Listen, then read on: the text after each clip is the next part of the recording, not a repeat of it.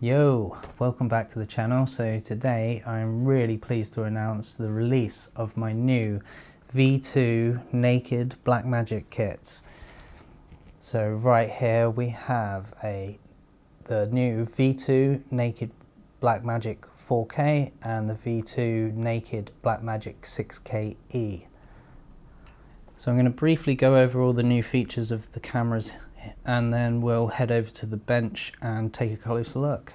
So the first thing you're going to notice that's new are the new sensor cases. So these are printed in nylon 12 using MJF, multi-jet fusion printing, and they use standoffs and carbon fiber plates to improve the durability of them.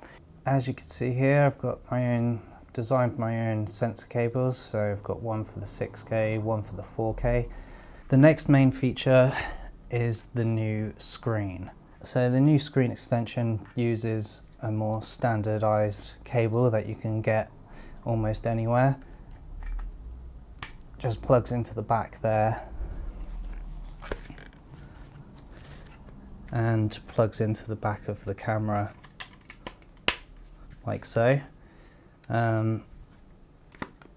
Makes it really easy. You've got a nice long cable, you can put the screen wherever you need it and change your settings with a nice secure locked connection. Far better than my original solution of just using a ribbon cable. As you just saw, I plugged it into the back there, and so there's a nice secure screen extension port there. Along with that, I've also moved the status LEDs to the back, so this turns green when you turn it on, and when you push the record button it turns red. Got a nice big chunky record button there, so it's really easy to start and stop your recording. Then along here we have function 1, 2 and 3, so that you can use the toggle and different settings applied to the function keys. And we have the playback button, so when you have the screen attached and you push the playback button, you can get into reviewing your footage. You'll notice here on the 6K version I've got a nice front door for stopping all the dust from getting inside. These actually extend around the side like a side skirt, and there is also side skirt panels that will completely seal the PCB from the outside world. So if you're flying in really dusty areas, you can fit these extra panels to the outside, and it just keeps everything nice and secure on the inside and free of dust. To deal with that, we've got a nice 12-volt fan for extracting all the hot air out of the bottom. So yeah, that's about it really.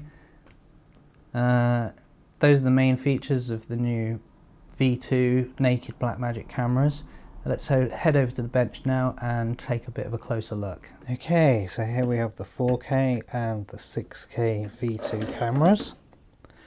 As you can see, quite a bit different, the sensor cases, but they do use the same top and bottom plates, although they are separate heights. All the other parts are shared between the two cameras. As you can see on the front, we've got these sensor cables going vertically up from the inside of the case, which obviously keeps them far more protected from being snapped or getting snagged and needing replacing over time. Here's a bit of a close-up of the new sensor cables. So we've got a skinny one for the 4K and a thicker one for the 6K. You can see the 6K has this silver tape on it. That's called Faraday tape. It's used for EMI shielding, so reducing interference. And yeah, the 6K, I think it's because there's so much data being sent across them that it does require that in order to get a nice clean signal from the sensor. But they've all been tested and working really well, so really pleased that I've finally been able to crack that nut. The sensor cases are made from nylon 12, printed in multi-jet fusion, MJF, and it's held together by these two carbon plates on the front and the back there, with obviously the sensor and lens mount in the middle. The 4K is a bit more of a traditional sandwich design where it has flat sides around the two bits of carbon, whereas the 6K being a lot bigger, I've been able to play around with the design a bit more and come up with this kind of angled shape where the front plate is considerably smaller than the rear plate. Yeah, really pleased with how these have come out. So way more durable, even though they do add some weight over the V1. While we're on that subject, yeah, the 6K and the 4K here, they're about 40 grams heavier than the originals, but when you consider the amount of extra carbon being used and the extra durability you get from it, it's well worth the extra weight. And obviously you can save weight by not using a front door like I've got here on the 6K, and it's also got these front side skirts to stop dirt getting in there. You can see that it's also recessed into the carbon. That's to stop that being able to be pushed in. So yeah. Whereas on my 4K here, haven't fitted that at all. It definitely saves a few grams. So if you're going for an every gram matters build, you've got options to reduce the weight there. One of the things I'm most proud of as well is the new screen extension that I've managed to come up with. My new screen extension uses these cables, which are called mini SAS cables. You can get them on Amazon, AliExpress, wherever. They're quite a common cable used for data centers and stuff, like networking computers together. So that it's a high-speed data connection with shielded cables going through, which is ideal for sending the video signal from the camera to the screen. And they got these nice locking mechanisms on them, so you simply just push that into the back there, it stays nice and locked. On the back of these units here, you've got the rear I/O with your screen extension port on the back there, so it simply just plugs into the back there, and got a nice long cable. You can get different lengths of cable depending on what you want to do with it. The screen is fitted with a 1/4 inch thread at the bottom so that you can mount it to a tripod or whatever you want. So the power goes in on the side here like normal. So you either plug a raw battery in or connect it to the back on your drone, and the power switch is here on the side, but all the rest of the buttons are on the back here.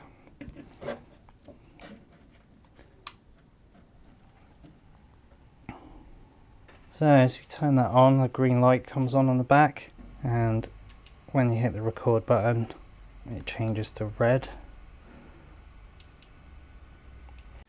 Yo, it's Bloods from the future here, so I just wanted to put this little extra bit here in about the rear light and how it doesn't really show up very well in the footage that I recorded, so I just wanted to demonstrate that a bit better. But before I do that, just while we're on the subject, it now takes a 3S battery just because of the 12 volt fan in the back, so you're going to need to use a 3S rather than a 2S, otherwise you're just not going to have enough cooling. But yeah, as we turn it on, you can see now that I haven't got a big light shining down on it, it actually stands out a bit better. It's still quite bright, so if you shadow it like so, you can see obviously it gets a bit brighter, but it still functions really well. You can see it clear enough. It functions really well.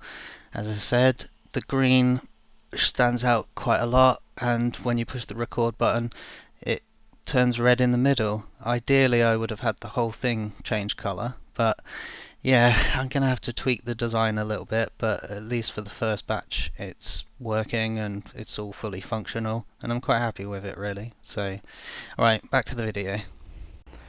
We've also got extra buttons here. So we have function 1, function 2 and function 3. That's for, you can set up various things on the camera to toggle things like false color, applying a LUT or turning on the clean feed. We've also got a playback button there, but you don't want to push that without the screen attached, otherwise it will crash the camera. So yeah. Still, obviously, I haven't redesigned the Blackmagic. We're just trying to make the best of what is available to us. So yes, we can have the screen output, but it still doesn't function like a HDMI cable. You can't just hot plug it in and out with the camera powered up. I still wouldn't recommend plugging the screen in with the camera powered up. You can obviously unplug it with it powered up and fly, but I wouldn't plug the screen in now while it's powered up. I'd turn it off first and plug it in. Feel free to try it if you want, but it could break your camera. That's the warning I give everyone who uses a screen extension. And it's not just mine, it's got to be the same for everyone's. If this goes in slightly wrong, you're going to cross the wires and break the camera. So yeah, we've got all this nice I/O all at the back there, really easy to use. And you might be able to hear, we've got a fan on the back there, on the bottom, sorry, keeping everything cool.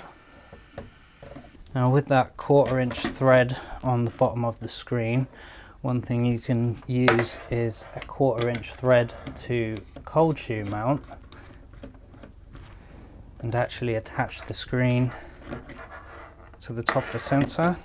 So you can see here now I've got the screen attached to the top of the sensor like so.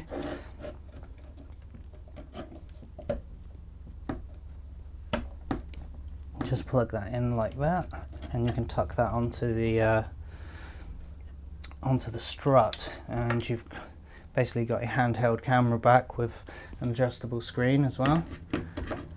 So you can see you can go into your menu and change all your settings, and check your focus.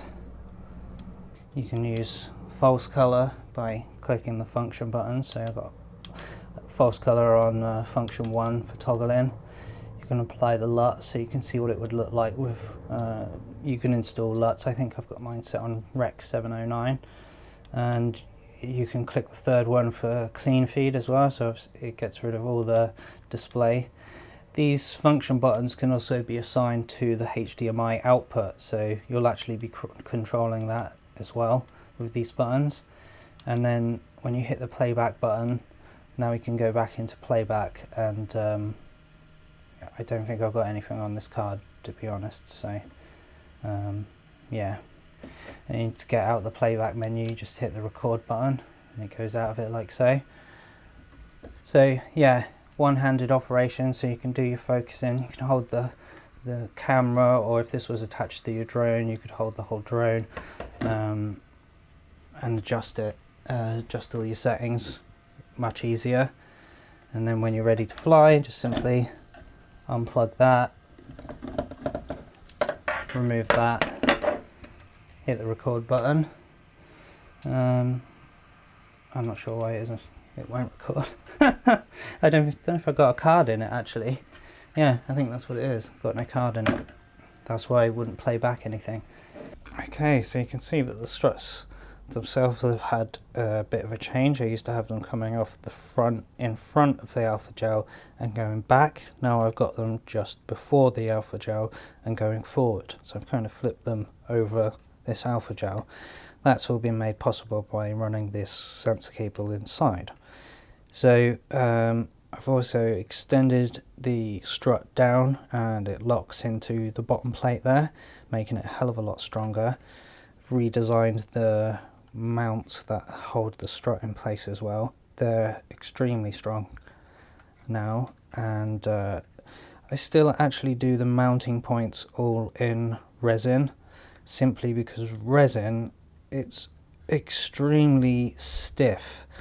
This nylon 12 is nice because it's got some flex to it without it breaking, but when you start trying to bolt things to it and tighten things up onto it, it's too soft, and you can just keep tightening and tightening until you rip the thing apart, whereas the resin you can tighten up really tightly to it without it breaking at all, so it's far more suitable for the actual mounting points of the case.